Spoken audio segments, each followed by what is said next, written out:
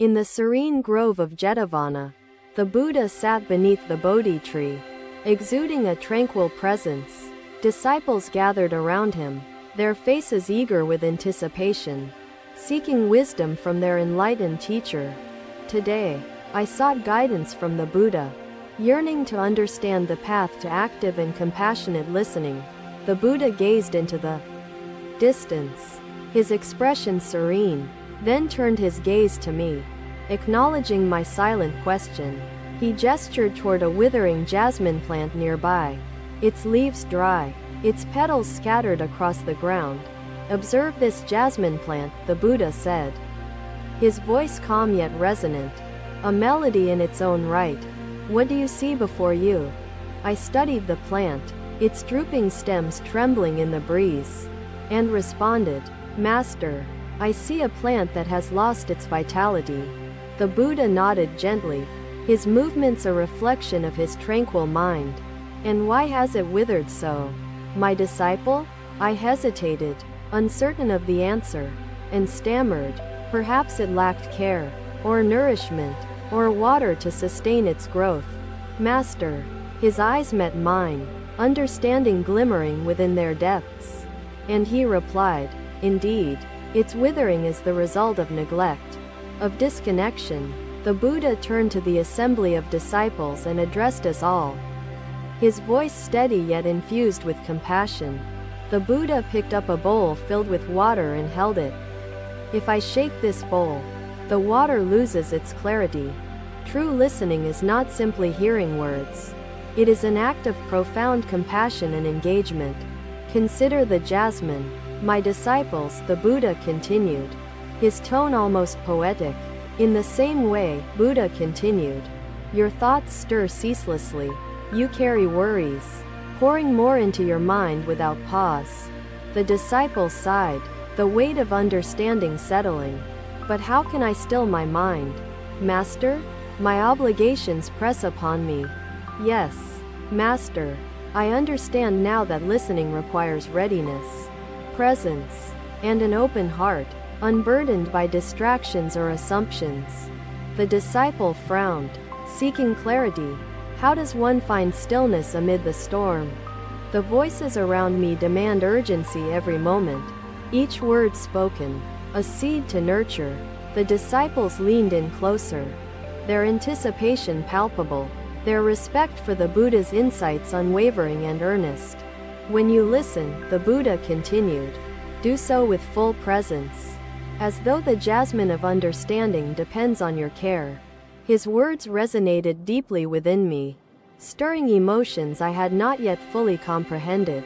The Buddha gestured for us to rise, his serene gaze now focused upon a stream nearby.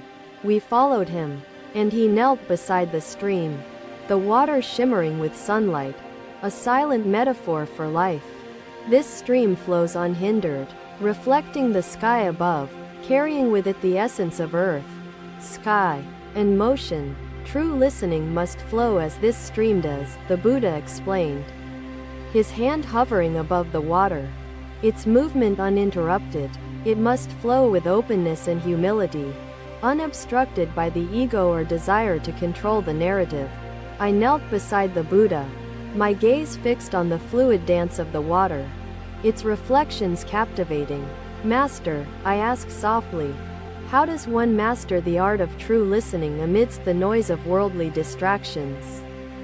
The Buddha placed a hand upon my shoulder, his touch grounding yet gentle, his expression both kind and resolute. "Begin by silencing the chatter within your mind, the judgments and assumptions that cloud your perception. Acceptance is the first step. The next is to become fully present in action." The disciple pondered his words. "But how can I be present when distractions press upon me? My duties demand more than I have." The disciples and I exchanged glances, our collective recognition of the profound simplicity of his teachings binding us closer. The Buddha rose gracefully, his robes flowing like the currents of the stream, and turned to address us. "Listening, my disciples," the Buddha declared, "is not an act of servitude, but an act of liberation. for both the speaker and the listener. It is through listening that the seeds of compassion are sown, allowing wisdom to take root and understanding to bloom. Yes, Buddha affirmed, when you perform a task, do so with full attention. Do not let the mind wander beyond the moment. Another disciple, weary with exhaustion, spoke with hesitation.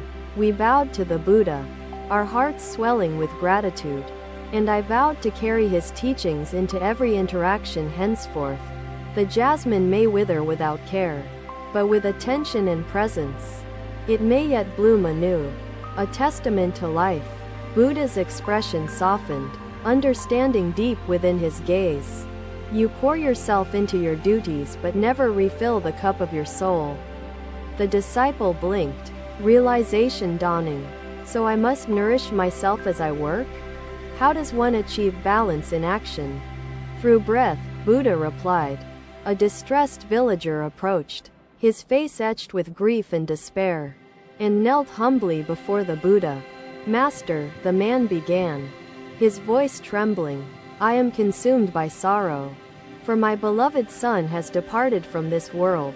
The Buddha observed the man with profound compassion, his gaze unwavering yet gentle, a source of silent solace. He gestured for the man to sit, creating a space of acceptance and empathy for his pain to be voiced.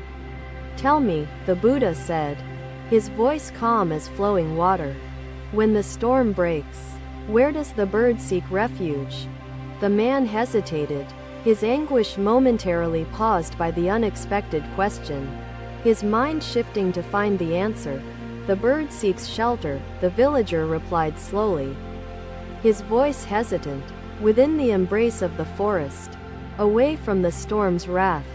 The Buddha nodded, his expression imbued with understanding and compassion, and continued, and yet, does the storm harm the forest itself? Or does the forest endure and grow stronger? The villager's brows furrowed as he contemplated the Buddha's words, his grief momentarily touched by curiosity.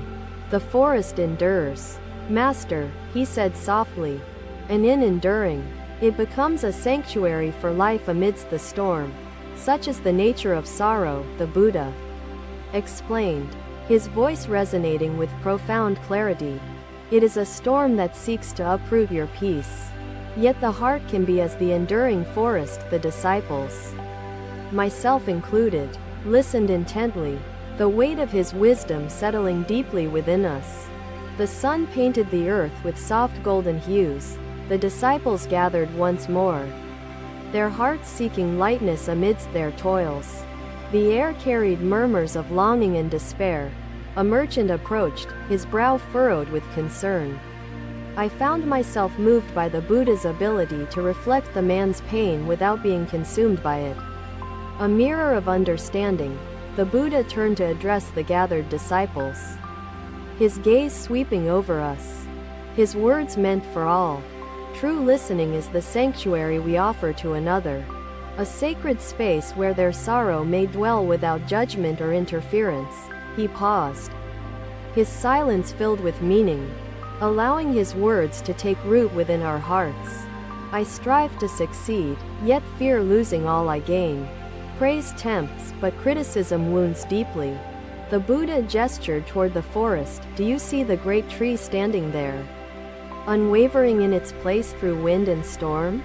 The merchant nodded, his gaze fixed on the tree. His words resonated deeply within me, their simplicity revealing a profound truth I had not yet grasped.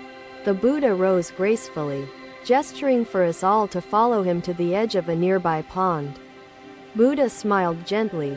The tree does not yearn for admiration, nor does it tremble at the thought of the axe. Observe the pond, he said, his voice merging with the soft rustle of leaves and the distant chirping of birds. When it is still, it reflects the world clearly, a mirror of truth and beauty.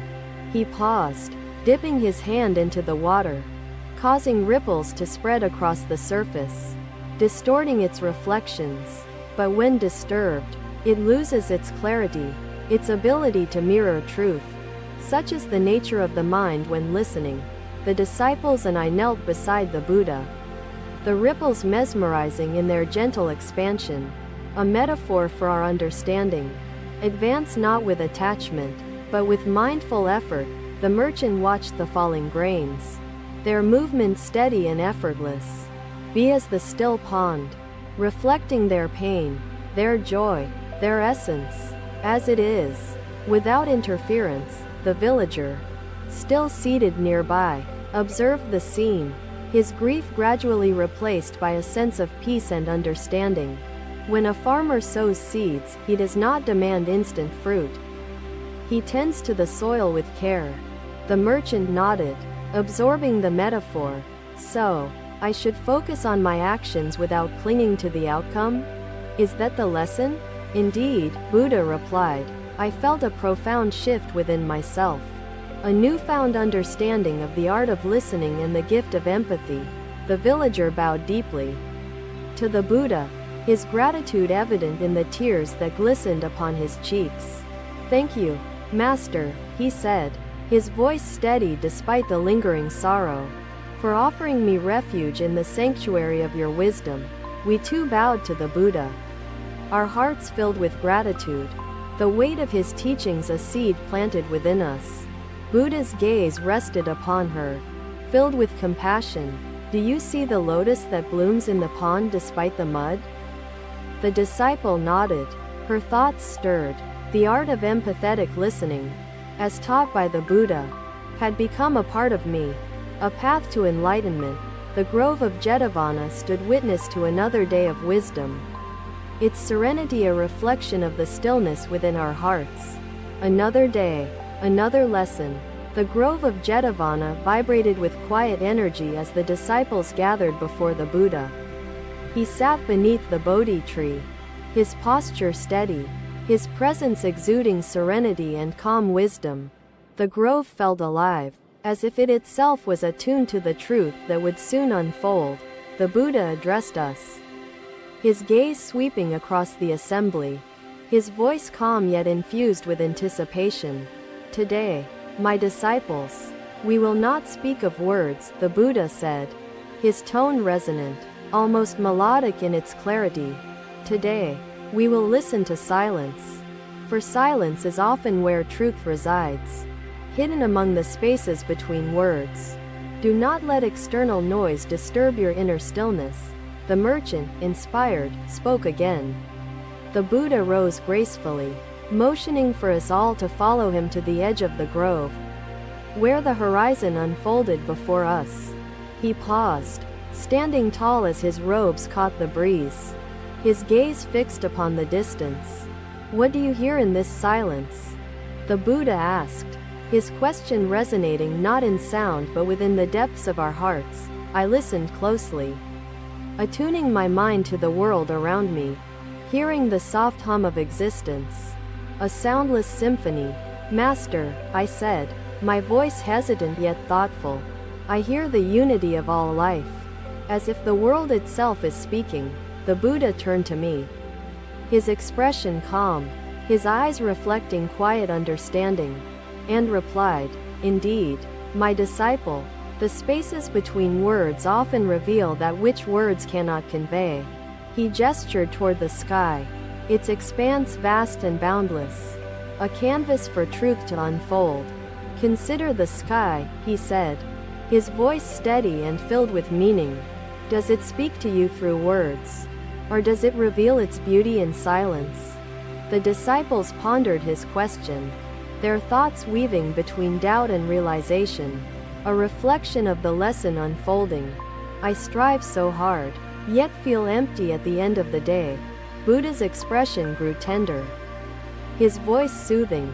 You pour all your energy outward, yet neglect to replenish your spirit. This leads to imbalance. The disciple frowned, seeking clarity. How do I replenish my spirit? Master, how can I care for myself while fulfilling my responsibilities? Through the practice of balance, Buddha replied. Its silence is a song, its motion a reflection of truth unspoken yet deeply felt. I knelt beside the Buddha, my gaze fixed upon the water, its dance mesmerizing, its stillness profound. Master, I ask softly, how does one learn to embrace silence without fear of its emptiness? The Buddha placed a hand upon my shoulder, grounding me in his presence. His gaze unwavering yet filled with compassion. Begin by stilling the turbulence within your own heart, the Buddha replied. His voice a whisper yet imbued with strength.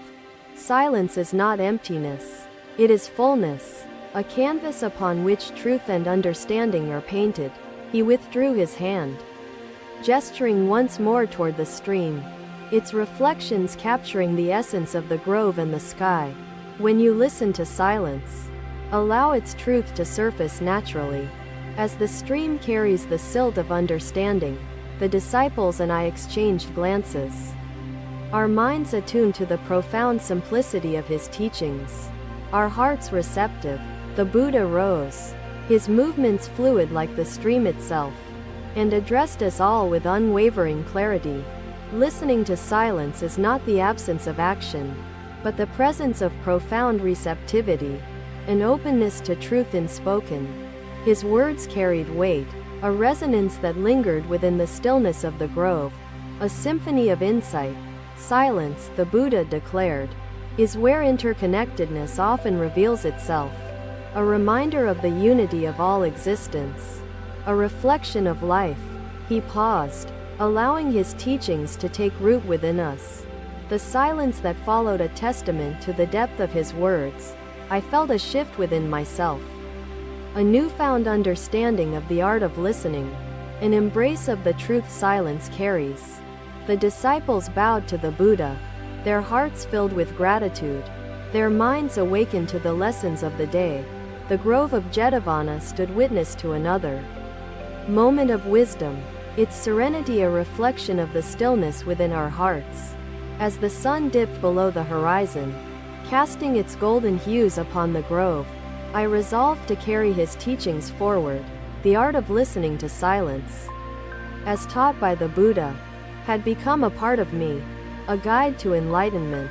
I vowed to honor the spaces between words, for in those spaces resides the profound essence of truth itself. Thank you for watching. Buddha's teachings are always with you. Subscribe to our channel and we will see you in the next video.